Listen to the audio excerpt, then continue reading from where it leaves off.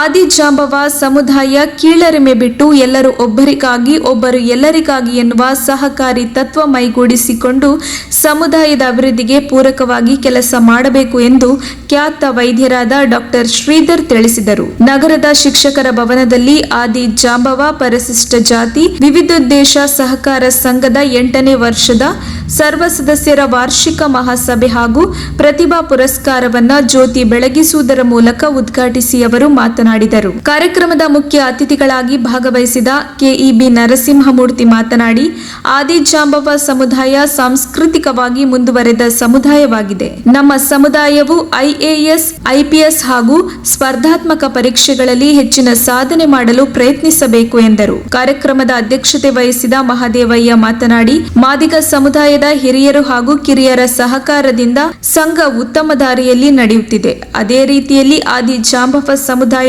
ಕೂಡ ಅಭಿವೃದ್ಧಿಯ ಹಾದಿ ಹಿಡಿಯಬೇಕು ಎಂದು ಅವರು ಒತ್ತಾಯಿಸಿದರು. ಕಾರ್ಯಕ್ರಮದಲ್ಲಿ ಎಸ್ಎಸ್ಎಲ್ಸಿ ಹಾಗೂ ಪಿಯುಸಿಯಲ್ಲಿ ಅತಿ ಹೆಚ್ಚು ಅಂಕ ಪಡೆದ ವಿದ್ಯಾರ್ಥಿಗಳು ಹಾಗೂ ಸಮುದಾಯದ ಸಾಧಕರನ್ನ ಸನ್ಮಾನಿಸಲಾಯಿತು. ಕಾರ್ಯಕ್ರಮದಲ್ಲಿ KT Pattabhiram, KEB Narasimhamurthy, R Govindaiah, Mailarappa, Rajashekar, ಕಾರ್ಯದರ್ಶಿ ರೋಹಿತ್, ಹರ್ಷ, ಶಂಕರಪ್ಪ, ಕೆ ರಾಮಯ್ಯ, ಕೆಎಂ ಶಾಂತಪ್ಪ ಮತ್ತಿತರರು ಉಪಸ್ಥಿತರಿದ್ದರು. ವರದಿ ಆನಂದ್ ತಿಪ್ಪಟೂರು.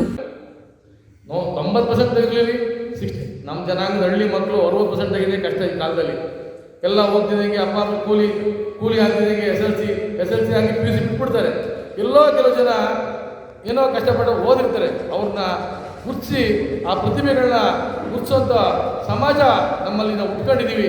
ನಾವು ಕೂಡ ನಮ್ಮ ಸಮಾಜದಲ್ಲಿ ಎಲ್ಲೆಲ್ಲಿ ಯಾರ್ಯಾರು ಉತ್ತಮ ಕೆಲಸ ಮಾಡಿದರೆ ಅವ್ರನ್ನ ಗುರುತಿಸಬೇಕು, ಸಮಾಜದಲ್ಲಿ ಒಳ್ಳೆಯ ಕೆಲಸಗಳು ಮಾಡಬೇಕು ಅನ್ನೋ ಉದ್ದೇಶದಿಂದ ಈ ಒಂದು ಸಹಕಾರ ಸಂಘವನ್ನು ಸ್ಥಾಪಿಸಿ ನಾವು 100 ಜನದಿಂದ ಹಿಡಿದು 800 ಜನ ಸದಸ್ಯರನ್ನಾಗಿ ಮಾಡಿದ್ದೀವಿ.